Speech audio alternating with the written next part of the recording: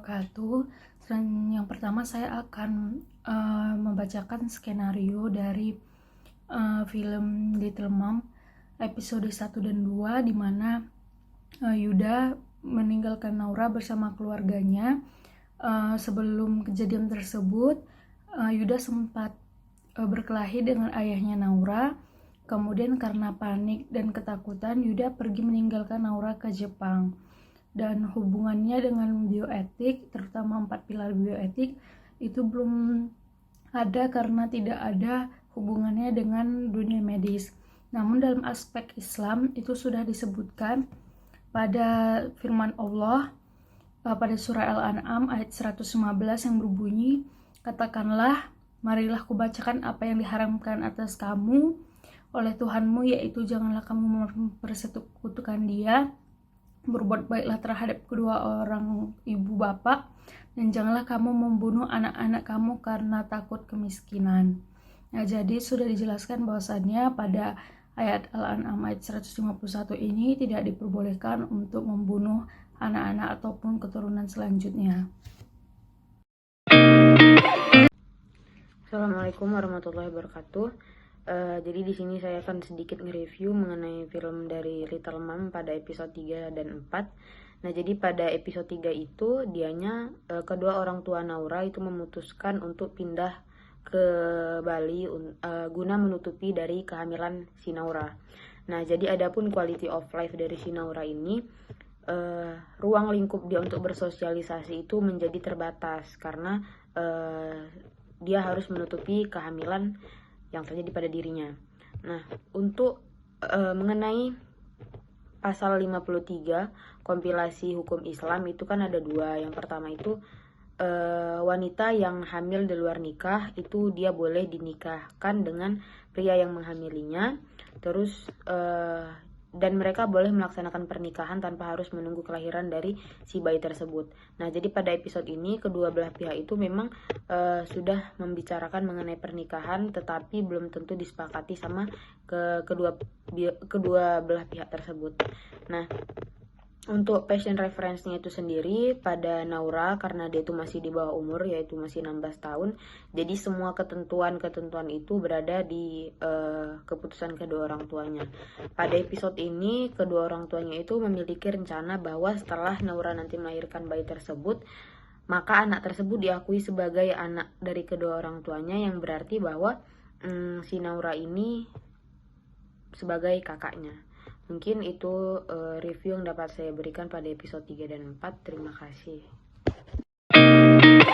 Assalamualaikum warahmatullahi wabarakatuh. Saya Nurmalinda Rayu, NPM 2108260119. Nah, di sini saya akan menjelaskan tentang Little Mom episode 5 dan 6. Di sini di episode ini Yuda mengaku sebagai calon suami dari Naura karena cemburu atas kedekatan Naura dan Kinan.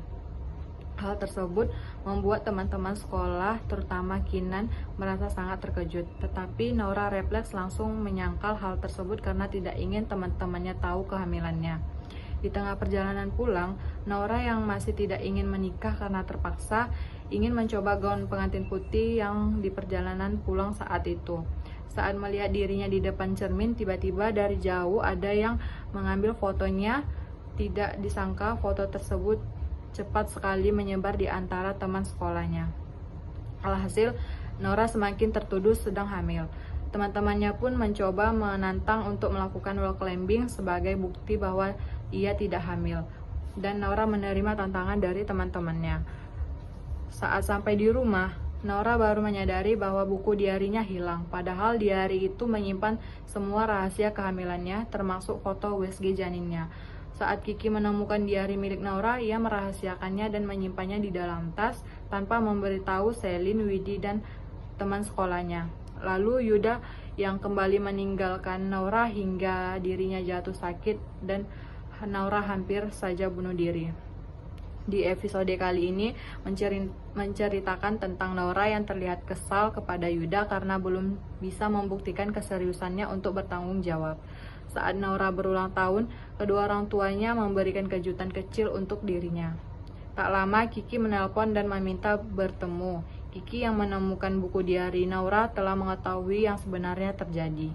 Naura meminta Kiki untuk merahasiakan segala yang diketahuinya dari siapapun. Nah, menurut fitur kontekstualnya, pernikahan hamil di luar nikah dalam perspektif komplikasi hukum Islam. Yang pertama, hukum Islam menggunakan dalil Al-Quran surat An-Nisa ayat 11, 12, dan 176. Surat At-Talaq ayat 4, mazhab Maliki dan Ahmad bin Hambal. Komplikasi hukum Islam membolehkan menikahi wanita hamil akibat zina dengan laki-laki yang menghamilinya.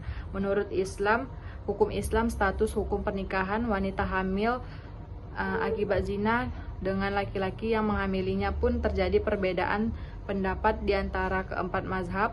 Mazhab Hanafi dan Syafi'i membolehkan pernikahan wanita hamil akibat zina dengan laki-laki yang menghamilinya. Mazhab Maliki dan Hanbali melarang pernikahan wanita hamil akibat zina dengan laki-laki yang menghamilinya.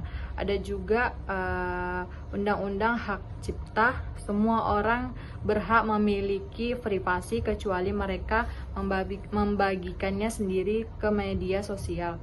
Jadi Anda tidak berhak membagikan foto orang lain ke media sosial tanpa izin. Bisa dikenakan pasal 12 Undang-Undang Hak Cipta yang berisi setiap orang dilarang melakukan penggunaan secara komersial, penggandaan, pengumuman, pendistribusian, dan komunikasi atas potret yang dibuatnya guna kepentingan reklame atau periklanan secara komersial tanpa persetujuan tertulis dari orang yang dipotret atau ahli warisnya. Apabila Anda memotret seseorang tanpa izin, dapat dikenakan hukuman maksimal 10 tahun kurungan. Jika ditambah dengan penyebaran di medsos tanpa izin, dapat menambah hukuman 2 tahun penjara dan denda 150 juta. Nah, menurut pandangan pasien, Naura masih di bawah umur dan Naura masih SMA. Naura juga bercita-cita ingin melanjutkan kuliah di kedokteran, maka dari itu Naura menyembunyikan kehamilannya dari teman-temannya. Terima kasih. Oke, jadi di sini saya akan menjelaskan mengenai episode 7 dan 8 dari series Little Mom. Setelah si Nauranya ini dia melewati berbagai permasalahan dalam hidupnya, permasalahan terkait dengan janin yang ada dalam kandungannya, dan dia juga sempat ingin menggugurkan kandungannya. Akhirnya pada episode 7 akhir dan episode 8 awal ini memuat tentang si Nauranya ini sudah masuk ke fase persalinan atau melahirkan. Jadi pada saat itu si Nauranya ini dibawalah sama kedua orang tuanya ke rumah sakit. Namun di pertengahan jalan ada permasalahan pada mobilnya, sehingga dia dibantulah sama seorang laki-laki yang ternyata itulah teman dari si Naura bernama si Kinan. Namun si Kinannya ini tidak tahu bahwa yang akan melahirkan itu adalah si Naura gitu. Jadi pada episode 7 itu kan ada si Nauranya ini kan dia melahirkan. Nah, yang kita tahu bahwa si Naura ini umurnya itu masih di bawah umur atau sekitar 16 tahun. Yang mana umur segitu tuh masih menjadi faktor risiko ketika dia melahirkan secara pervaginam. Karena di umur dia yang masih belia, rahim dan panggulnya itu belum tumbuh mencapai ukuran yang dewasa. Namun setelah persalinan ataupun persalinannya itu berjalan dengan lancar, dan hal tersebut menunjukkan bahwa dokter yang menolong Naura itu telah bekerja secara maksimal agar si Nauranya ini atau agar pasiennya itu dalam keadaan baik-baik saja gitu. Nah, dari berdasarkan 4 pilar dari bioetik ini dapat dimasukkan ke dalam beneficent. Kemudian ada satu scene di mana tadi kan si Kinannya ini nggak tahu nih, ternyata yang melahirkan itu si Naura, tapi dia kenal sama bapaknya Naura. Jadi dia ingin berniat hati untuk mengunjungi bapak tadi yang dikiranya itu yang melahirkan itu adalah istri dari bapak Naura itu atau ibunya gitu kan. Jadi si Kinan ini berbaik hati lah untuk mengunjungi ke rumah sakit. Nah, ternyata dia itu pas ditanya ke bagian resepsionis nama dari si ibunya itu nggak ada ternyata gitu. Dan akhirnya datanglah tantenya. Tantenya ini tuh dia kayak bertanggung jawab lah terhadap persalinan yang dilakukan Naura gitu.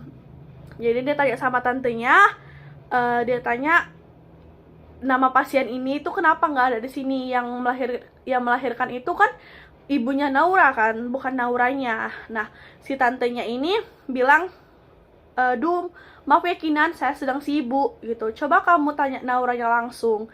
Nah, hal ini tuh jawaban dari si tantenya tadi itu atau dari si dokternya tadi itu menunjukkan bahwa si sang dokter itu dia tidak ingin memberitahu tentang sesuatu yang memang bukan haknya, sekalipun itu adalah orang terdekatnya, karena kan si Kinan ini adalah kayak keponakannya gitu.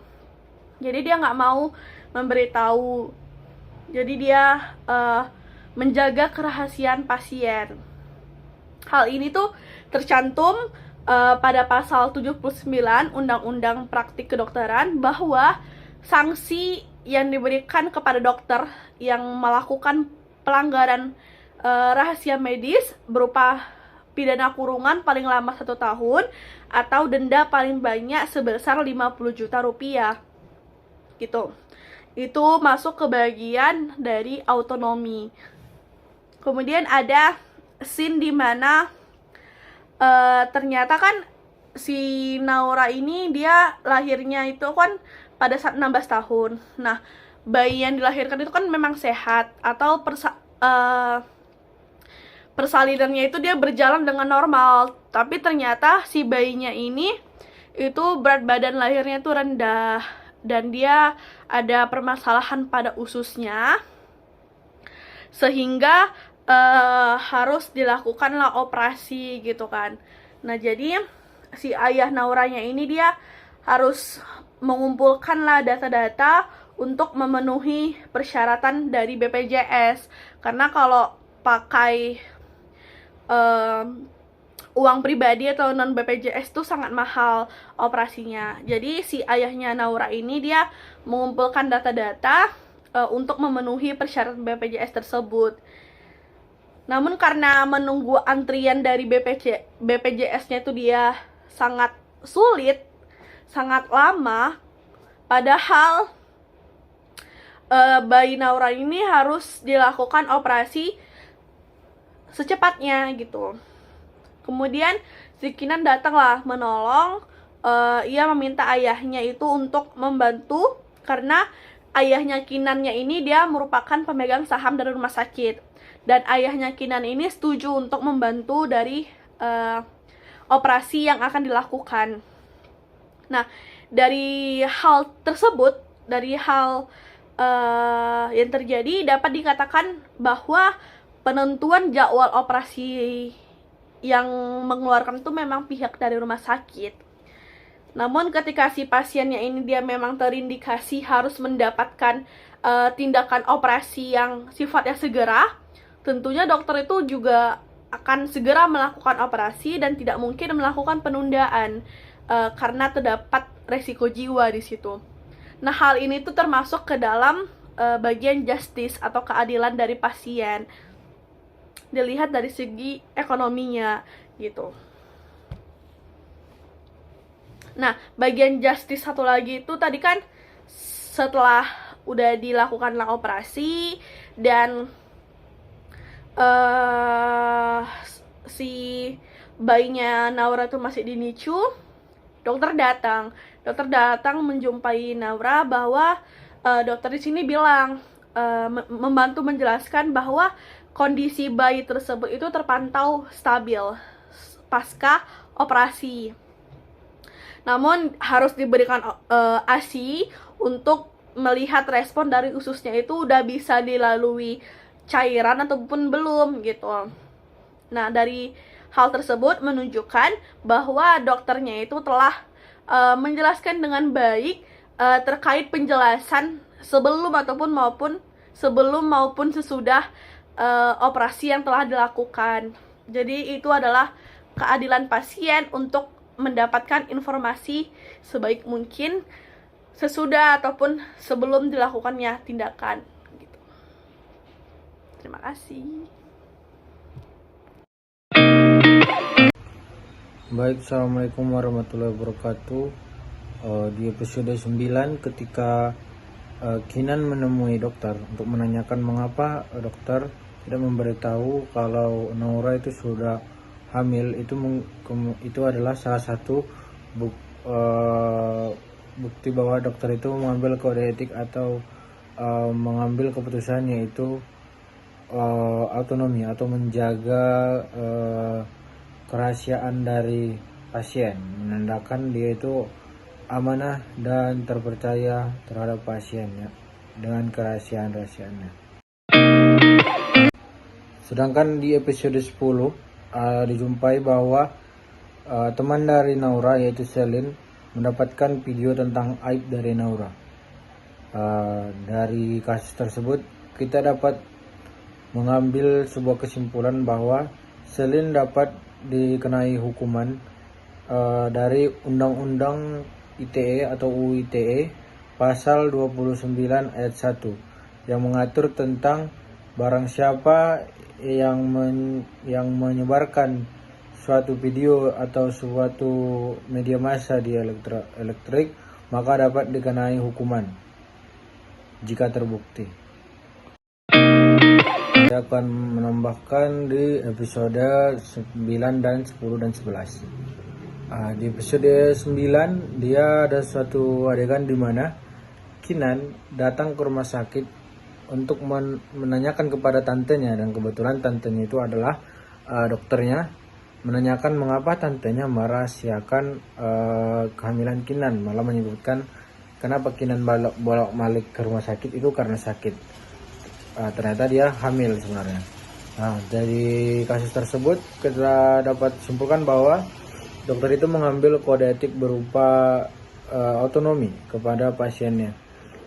Dia memberikan kebebasan kepada pasiennya untuk memilih keputusan apa yang ingin diambil, apa yang boleh disebutkan ke khalayak umum atau ke orang lain. Dan pasiennya juga sekaligus amanah atau menjaga kerahasiaan pasien yang telah disampaikan oleh pasien agar tidak menyebutkan atau memberitahu kepada orang lain bahwa dia sedang hamil. Kemudian di episode 10 juga ada adegan di mana teman dari Naura, yaitu Selin, ingin menyebarkan video aib dari Naura ke sosial media agar Naura putus dengan Kinan. Nah, di kasus tersebut bisa kita simpulkan bahwa Selin apabila menyebarkan video tersebut bisa kita kenakan pasal UU ITE pasal 27 ayat 1 yang menyatakan bahwa siapapun yang menyebarkan hoax atau aib seseorang atau mencemarkan nama baik seseorang di media massa atau media elektronik, maka dapat dikenakan hukuman dan sanksi. Dan di episode 11 alur ceritanya hanya mengalir, tidak begitu ada yang dapat dibahas tentang kode etik dan kasus-kasus. Assalamualaikum warahmatullahi wabarakatuh. Jadi saya akan menjelaskan tentang episode 12 dan 13. Pada episode 12 itu Kenan sedang berlatih basket di tengah lapangan ketika Naura datang menghampirinya. Namun Naura datang untuk mengakhiri hubungan mereka. Kenan merasa sedih dan kecewa karena Naura memutuskan untuk kembali dengan Yuda. Setelah putus dari Naura, Kenan pergi dari lapangan basket dengan sedih. Namun saat berjalan, Kenan tiba-tiba ditabrak oleh mobil dengan kekuatan dengan kuat dan tergeletak tak sadarkan diri di jalan. Nah, selanjutnya pada episode 13, Naura berada di rumah bersama Yuda dan anak mereka ketika menerima telepon tentang kecelakaan Kenan. Meskipun Naura ingin pergi menemui Kenan, Yuda melarangnya dan mengatakan bahwa Naura harus menuruti keinginannya karena dia adalah calon suaminya. Naura menyadari bahwa Yuda adalah masa depannya dan mereka berdamai. Persiapan pernikahan Naura dan Yuda semakin dekat dan mereka bahagia merencanakan acara tersebut. Naura mencoba gaun pengantinnya yang putih dan terlihat cantik, namun Naura masih khawatir karena masih mencintai Kenan. Pada hari pernikahan, Yuda tidak muncul dan menghubungi Naura melalui telepon. Naura merasa sedih dan malu di hadapan tamu undangannya. Pernyataannya adalah bagaimana Naura akan menyembuhkan rasa sakitnya dan apakah dia akan bersatu kembali dengan Kenan. Nah, dari pandangan bioetiknya itu contextual features hukum dan peraturan yang relevan terkait pernikahan di bawah umur di Indonesia itu pada Undang-Undang Nomor 1 Tahun 1974 tentang perkawinan. Undang-undang ini mengatur tentang syarat-syarat perkawinan di Indonesia. Pasal 7 ayat 1 menyatakan bahwa laki-laki yang ingin menikahi harus berusia minimal 19 tahun dan perempuan minimal 16 tahun. Namun dengan persetujuan dari orang tua atau wali, perempuan yang berusia 16 tahun dapat menikah sebelum mencapai usia minimal tersebut. Yang selanjutnya pada Undang-Undang Nomor 35 Tahun 2014 tentang perubahan atas Undang-Undang Nomor 23 Tahun 2002 tentang perlindungan anak. Undang-undang ini secara tegas melarang pernikahan anak di bawah umur. Pasal 84 ayat 1 menyatakan bahwa pernikahan anak di bawah umur adalah pernikahan yang melibatkan salah satu atau kedua belah pihak yang belum mencapai usia 18 tahun. Undang-undang ini menetapkan sanksi pidana bagi pelaku yang melakukan pernikahan anak. Nah, selanjutnya keputusan Mahkamah Konstitusi Republik Indonesia Nomor 46 Tahun 2010, Mahkamah Konstitusi dalam keputusannya menyatakan bahwa batasan usia minimal pernikahan dalam Undang-Undang Nomor 1 Tahun 1974 adalah 16 tahun untuk perempuan dan 19 tahun untuk laki-laki dengan persetujuan orang tua atau wali. Mahkamah Konstitusi juga mengarahkan agar pemerintah mengubah ketentuan tersebut untuk menjaga hak anak dan menghindari praktik pernikahan anak.